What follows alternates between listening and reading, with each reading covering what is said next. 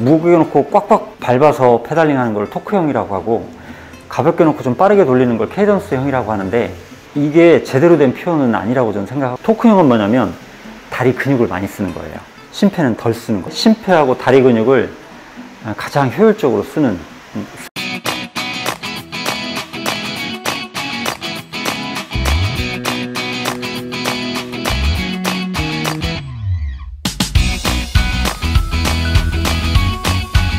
네, 페달링에 대해서 한 가지를 말씀드리려고 하는데요. 흔히 그 토크형하고 케이던스형을 얘기하잖아요. 그럼 그거의 그 구분 기준이 뭘까 하는 거예요. 그러니까 막연하게 무겁게 놓고 꽉꽉 밟아서 페달링 하는 걸 토크형이라고 하고, 가볍게 놓고 좀 빠르게 돌리는 걸 케이던스형이라고 하는데, 이게 제대로 된 표현은 아니라고 저는 생각하거든요. 그러니까 토크라는 건 뭐냐면 회전력을 말해요. 우리가 흔히 얘기하는 토크형은 높은 토크의 느린 회전수의 페달링을 말하는 거고, 케이던스형이라는 건 낮은 토크의 빠른 회전수를 말하는 거예요. 그러면 두 개의 특장점이 뭔가 하는 거죠. 흔히 케이던스형으로 페달링을 하라고 하는데, 그렇다고 해서 토크형이 의미가 없는가? 그러니까 그런 건 아니라는 거죠. 그래서 이거에 대한 정의부터 제대로 세운 다음에 그걸 자전거를 타면서 어떻게 활용할까를 생각해 보는 거죠. 근데 이제 흔히 토크형, 케이던스형을 얘기하니까 그렇게 저도 표현을 하겠습니다. 운동을 할 때 우리 몸의 여러 기관이나 조직들이 쓰이잖아요. 흔히 이제 기초 체력 또는 뭐 건강 체력이라고도 합니다. 이거 흔히 네 가지가 있죠. 근력, 근지구력, 심폐지구력, 유연성이에요.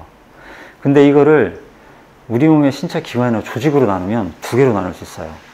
그러니까 근력, 근지구력, 유연성은 근육에 관련된 거고, 심폐지구력은 심장, 폐, 요 두 가지로 나누거든요. 운동을 할 때 이 두 가지가 쓰이는데, 토크형은 뭐냐면 다리 근육을 많이 쓰는 거예요. 심폐는 덜 쓰는 거죠. 그래서 토크형의 페달링은 다리 근육은 빨리 지치고 호흡은 여유가 있어요. 그러니까 내 몸을 효율적으로 쓰지 않는 거예요. 그러니까 다리 근육이 지쳐버리니까 오랫동안 힘을 못 쓰게 되는 거죠. 근데 이거를 기압비를 가볍게 놓고 좀 빠르게 돌려요.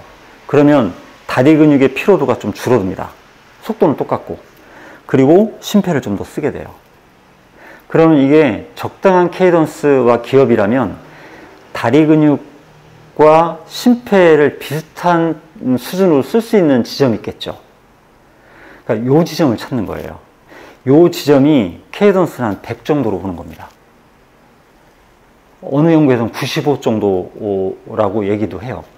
근데 지금도 90이 적당하다고 말하는 사람들이 있는데, 90은 이거 옛날 기준입니다. 세계적인 선수들이 출전한 TDF에서 평지 관성 주행할 때 대부분 100rpm 전후를 돌립니다. 물론 이제 혼자 탈 때, 그러니까 20-30km 혼자 달리는 ITT 대회 같은 경우에는 105에서 110까지도 돌려요. 그러니까 훈련된 선수들은 상황에 따라 조금씩 변한다는 건데, 훈련한 사람이든 안 한 사람이든 한 100rpm 전후를 적당하다고 봅니다.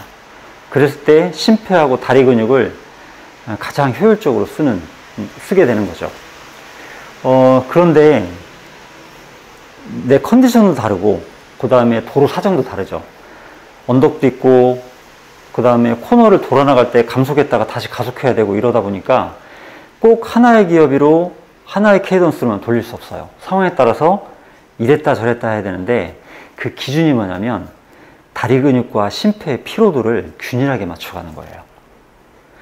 타시다 보면 다리 근육은 지치는데 심폐가 좀 여유가 있다. 그러니까 심폐가 여유가 있는지는 호흡으로 판단하시면 됩니다. 호흡은 좀 여유가 있는데 다리 근육은 좀 지쳤다. 그러면 기압비를 좀 가볍게 놓고 빠르게 돌려요. 그러면 다리 근육을 덜 쓰고 심폐를 좀 더 쓰게 됩니다. 이렇게 맞춰가는 거예요. 반대로 다리 근육은 여유가 있는데 호흡이 힘들다. 그러면 기압비를 좀 무겁게 놓고 조금 천천히 돌리는 거예요. 그럼 이렇게 맞춰지는 거예요.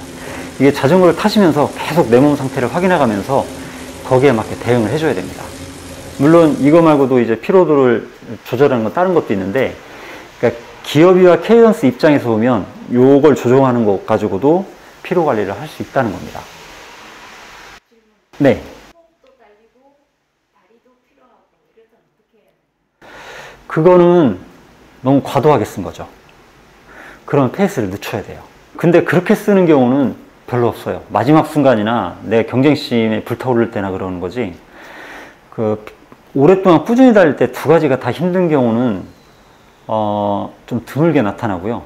두 가지가 다 힘들 정도로 타는 건 사실 잘못한 거라고 보시면 됩니다. 그럼 이제 토크형을, 그러니까 토크형도 사실 의미가 있는 거니까 이걸 어떻게 쓰는가 하는 거예요. 그러니까 케이던스형 100%도 없고 토크형 100%도 없는 거예요.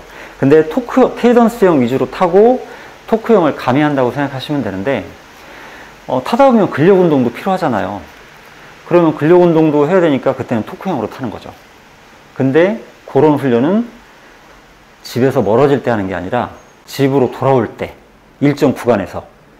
왜냐면 너무 지치면 그 이상 이어가기가 어려우니까 돌아올 때 어느 지점에서 또는 집 주변에서 이렇게 짧게 탈 때 토크형 위주의 페달링을 해서 근력을 기르는 겁니다. 페달링을 통해서.